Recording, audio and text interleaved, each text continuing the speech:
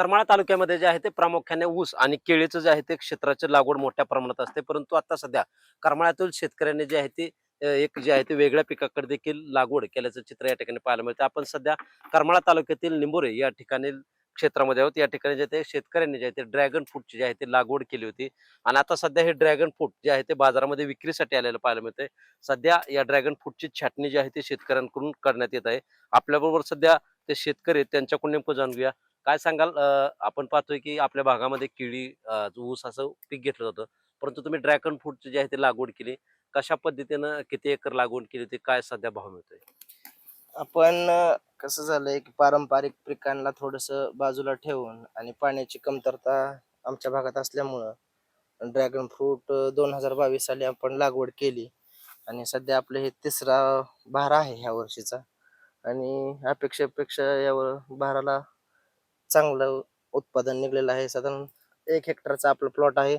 आतापर्यंत 7 टन माल निघलाय आणि अजून एक 2-2.5 टन माल निघेल. काय साधारण काय भाव मिळतोय मार्केटमध्ये आणि काय अपेक्षित होता भाव? आम्ही साधारण लागवड करताना 30-40 रुपये भाव मिळेल ह्या आशेने लावला होता, पण भाव अतिशय चांगला मिळालेला आहे. सुरुवातीला आम्हाला मागल्या 8 दिवसाखाली भाव 110-120 रुपये मार्केटला गेला. जागेवरती एक 90-100 रुपये जागेवरती दिला आणि आज आपला 53-54 रुपयावरती जागेला माल दिलेला आहे.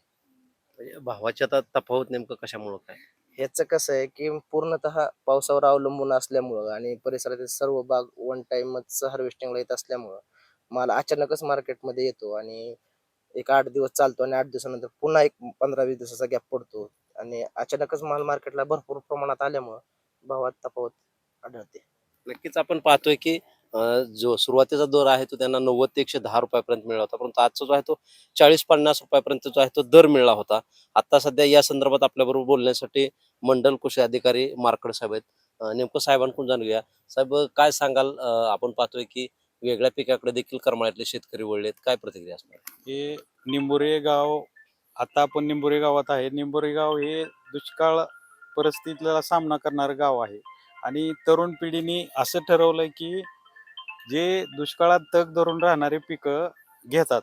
आता त्यांच्याकडं ड्रॅगन फ्रूट जवळजवळ ह्या गावात 100 एकरावर आहे आणि तालुका 150 एकरावर आहे आणि सरासरी शासनाने 6,75,000 हेक्टरी खर्च धरून 40% अनुदान आपण देतो. हेक्टरी 2,70,000 अनुदान दिलं जातं. त्यामुळं करमाळा तालुक्यात विशेषतः निंबोरे गावात हे महाराष्ट्रातील जवळजवळ 1 नंबरचं गाव आहे की जे ड्रॅगन फ्रूट लागवड करत आहेत आणि ड्रॅगन फ्रूटला एक 4 ते 5 फ्लश येतात. दर महिन्याला फ्लश येतो. त्याच्यामुळं रेट फ्लक्च्युएशन होतं. 100च्या पुढं 50 पर्यंत आजच्या घडीला चालू आहे. काय अगोदर जे फ्लश आलेले ते 100 रुपये मिळालेलं आहे. शेतकऱ्यांना काय आव्हान करणार आहे आपण वेगळ्या पिकाच्या संदर्भात आता?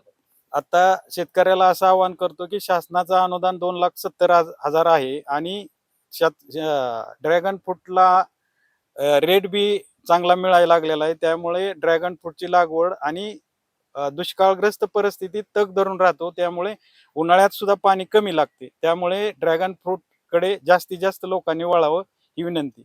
नक्कीच आपण पाहतोय की कमी पाण्यावरती जे आहे ते हे येणारं पीक असून त्यामुळे जे शेतकऱ्यांनी जे आहे ते जास्तीत जास्त जे आहे ते ड्रॅगन फ्रूटची लागवड करावी अशी देखील मंडल कृषी अधिकारी मार्कड साहेब यांनी जी प्रतिक्रिया दिली नाही, या संदर्भात जे आहे ते शासनाकडून देखील या पिकासाठी अनुदान देत असल्याची देखील माहिती त्यांनी यावेळी दिलेली आहे. शीतल कुमार मोठे, TV9 मराठी, करमाळा, सोलापूर.